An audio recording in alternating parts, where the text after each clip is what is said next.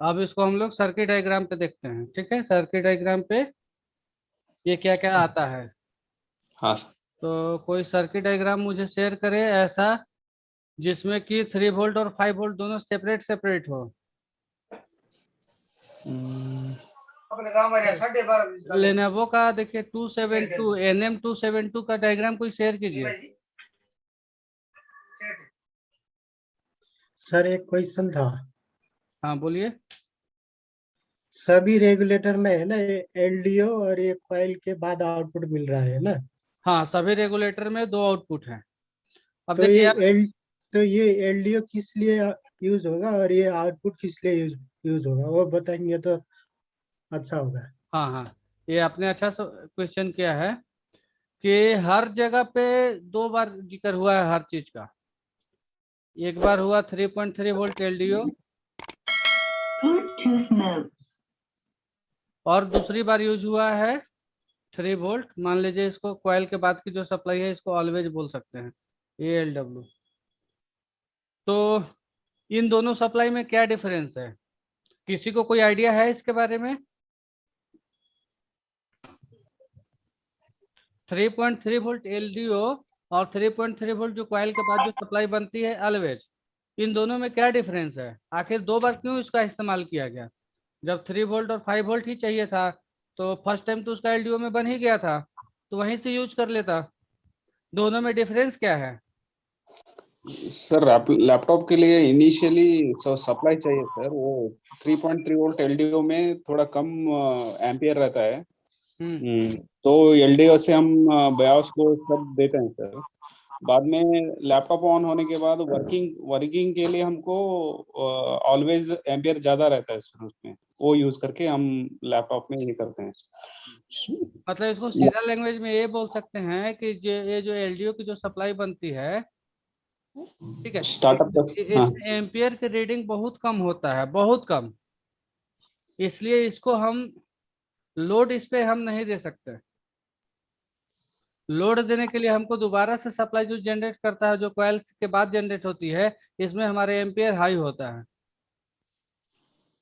High मतलब कि जितना रिक्वायरमेंट है मदरबोर्ड को, 3 3 एम्पियर, 4 एम्पियर, 5 एम्पियर, समथिंग ऐसा। लेकिन जो एलडीओ जो बनता है, एलडीओ में एम्पियर बहुत कम होती है, ये होती है मिली एम्पियर, मान लीजिए 100 मिली एम्पियर। इसका यूज हम सिर्फ रेफरेंस के लिए कर सकते हैं, रेफरेंस के लिए या किसी को ट्रिगर करने के लिए। किसी भी आईसी को या गेट को ट्रिगर करने के लिए, या किसी भी आईसी या गेट का रेफरेंस वोल्टेज के तौर पे हम इसका एलडीओ का इस्तेमाल कर सकते हैं। इसके एलडीओ में एम्पियर की रीडिंग बहुत कम होती है, जिसकी वजह से हम इस पे मदरबोर्ड का लोड नहीं दे सकते। मतलब दोनों में एम्पियर का बहुत ज़्यादा डिफरेंस होता है। इसकी एम्पियर हाई होती है, इसकी एम्पियर एकदम मिनिमम होती है, एकदम लो होती है। इसलिए हमको दोबारा से एक अलग से 3 वोल्ट जनरेट करने की जरूरत आवश्यकता हो जाती है। समझ गए सुनील जी? सर हाँ sir, thank you sir. Sir मैं एक बात पूछ रहा था यहाँ पे आपसे। हाँ जैसे ये 3.3 एलडीओ है, यहाँ मतलब मान लो एलडीओ सॉर्टिंग है, तो यहाँ पे अपने को डीसी मशीन का एम्पियर भी बहुत कम करना पड़ेगा ना फिर तो। देखिए, सिस्टम के हिसाब से और नियम के हिसाब से जो आप चाहिए तो एकदम बहुत कम करना चाहिए। इसलिए कि देखिए यहाँ पे है आपका 100 मिली एम्पियर। अगर आप जी उसके रिगार्डिंग ही देते हैं तो आपका प्रोक्यूशन बढ़ जाता है। अगर आप कम ही एम्पियर इंजेक्ट करते हैं तो खराब बने दूसरे पार्ट को खराब होने के चांसेस बहुत कम रह जाते हैं। और इसमें आप ज्यादा एम्पियर दे देते हैं और ज्यादा देर तक दे देते हैं, तो जो इससे रिलेटेड जो पार्ट्स है उसको खराब होने की पॉसिबिलिटीज बढ़ जाती है। Okay sir. इसलिए कभी भी एलडीओ की शॉर्टिंग अगर आपका हो तो कोशिश कीजिए कि 200 300 मिली एम्पियर के अंदर ही रहे। अगर 100 मिली एम्पियर है, थोड़ा सा ज्यादा दे सकते हैं आप उससे। मतलब जितना मिनिमम सप्लाई दे के अगर आप शॉर्टिंग निकाल सकते हैं आपके लिए उतना ज्यादा बेस्ट है। अब जो चीज अभी हम आप लोगों को बताए हैं उसके हिसाब से आप इसको मैच कराइए। मैच करा के आप मुझे बताइए कि इसका 3 वोल्ट, यहाँ पे 3 वोल्ट ऑलवेज या जो भी है कैसे बनेगा।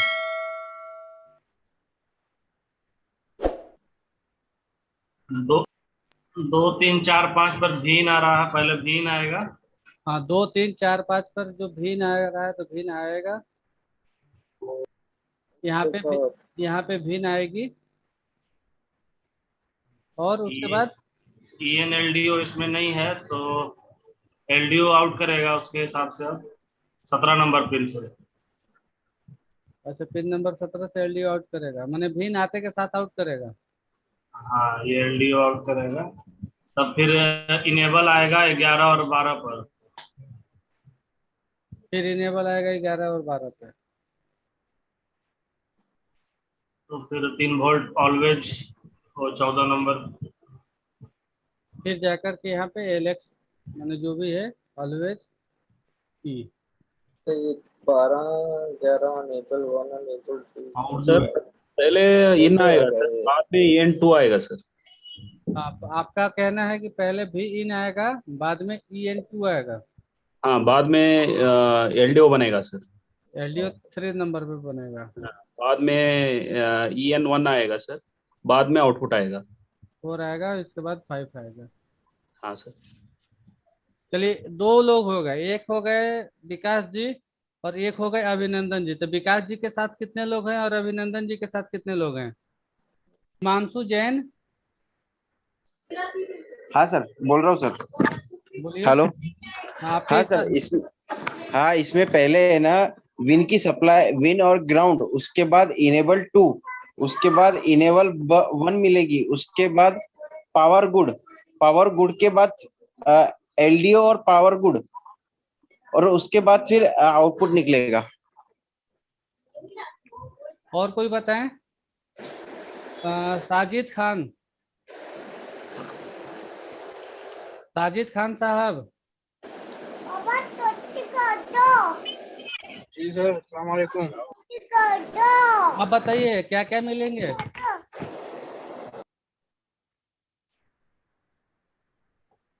आपके हिसाब से क्या होना चाहिए?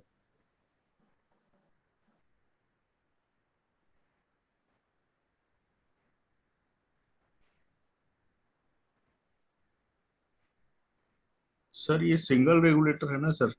हाँ ये सिंगल रेगुलेटर है। सुनील शाही आप बताइए आपके हिसाब से क्या होना चाहिए? सर मैं कोशिश करता हूँ, फर्स्ट भीन आएगा। हाँ एक सेकेंड, फर्स्ट भी इन आएगा। भीन आएगा तो फिर ये चिप को इनेबल करने के लिए इनेबल 2 रजिस्टर के थ्रू इनेबल 2 आएगा। हाँ जब ये चिप इनेबल होगा तो तब ये LDO आउटपुट करेगा। हाँ LDO आउटपुट करेगा तो ये LDO आउटपुट होगा तो ये रेफरेंस लेके ये इनेबल आएगा, इनेबल 1 आएगा। हाँ ठीक है।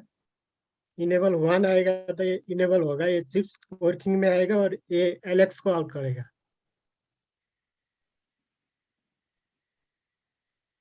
मेरे हिसाब से ऐसा होगा, लेकिन पता नहीं होगा कि नहीं। नहीं नहीं ठीक है, अपने अपने हिसाब से देखिए। होता क्या है कि आपको जो पता है वही बताइए। सही पता है तो अच्छी बात है, गलत पता है तो फिर हम तो बताएंगे ही।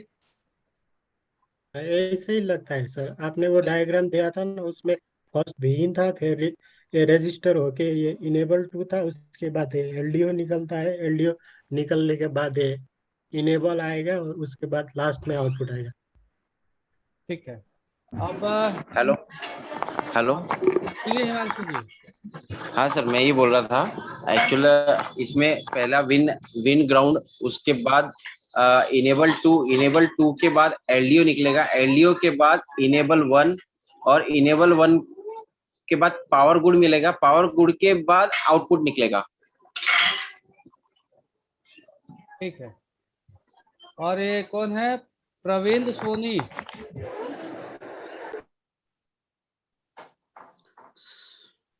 प्रवीण सोनी आप बताएं। सर सर अच्छा पावर गुड तो ये फीडबैक के बाद लास्ट में निकलती है ना, पावर गुड। हाँ सर पावर गुड लास्ट में अब सर। उसका डिटेल बताएंगे, अभी थोड़ा बाकी लोगों को भी समझ सुन ले कि क्या मामला है। इसमें होगा क्या, देखिए ग्राउंड तो मान लीजिए कंपलसरी है, होगा ही होगा,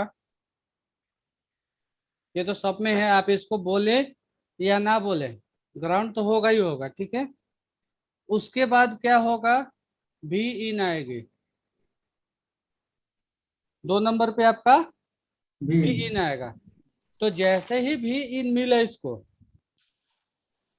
ठीक है, भी इन मिला, तो इसको एक और इनेबल के मतलब एक रेफरेंस इनेबल की रिक्वायरमेंट पड़ेगा, जो इसका है इनेबल 2।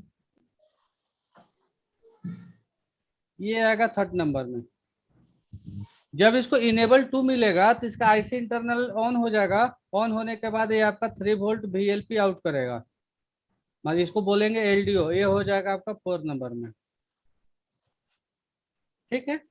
अब एलडीओ आउट होने के बाद एलडीओ चला गया जहां भी एलडीओ जाना चाहिए। एलडीओ देखिए, मिनिमम एलडीओ जाएगा बैटरी कनेक्टर पे, मैंने बैटरी के डाटा क्लॉक लाइन पे। हाँ सर। एसआईओ पे। हाँ सर। बायोस पे। आरटीसी आरटीसी सेक्शन पे, ठीक है। जब एलडीओ का डिस्ट्रीब्यूशन हो जाएगा तो एसआईओ से या जहां से भी आना हो, मेनली एसआईओ से आता है, एसआईओ से एक सिग्नल आएगा, ठीक है, EN1।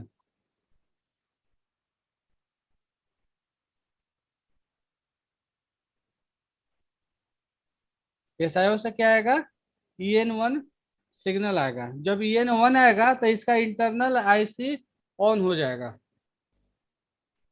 इंटरनल ऑन होने के बाद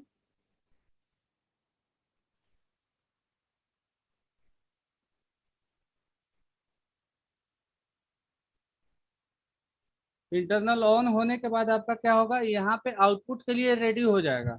उससे आउटपुट के लिए जब ये रेडी होगा तो उसको एक बूस्ट का जरूरत पड़ेगा। ये बूस्ट सप्लाई की इसको जरूरत पड़ेगा आउटपुट बनाने के लिए। बूस्ट का मदद से ही आउटपुट बना पाएगा, वरना नहीं बना पाएगा। तो इसका बूस्ट का जरूरत पड़ेगा, तो आप इसको नंबरिंग में दे सकते हैं 4 5। कितना नंबर, 1 2 3 4, ये 5 नंबर हो गए ना। इसके बाद आप इसको 6 नंबर दे सकते हैं, ठीक है। और जैसे ही आउटपुट बन गया, तो आउटपुट बनते के साथ ही आउटपुट को कैलकुलेट करेगा। आउटपुट बनने के बाद ये तुरंत यहाँ से आउटपुट को कैलकुलेट करेगा अपना। उसके बाद फीडबैक लेगा कि कितना आउटपुट बना है। जब सारी सप्लाई इसकी ओके हो जाएगी, आउटपुट बन जाएगा, फीडबैक भी ले लेगा, टोटल चीज जब ओके हो जाएगा, तो ये लास्ट में आपको पावर गुड रिलीज करेगा। मतलब जो भी आईसी अगर पावर गुड रिलीज कर दिया, इसका मतलब है उसका इंटरनल सारा चीज ओके है। समझ में आ गया, क्लियर है सबका।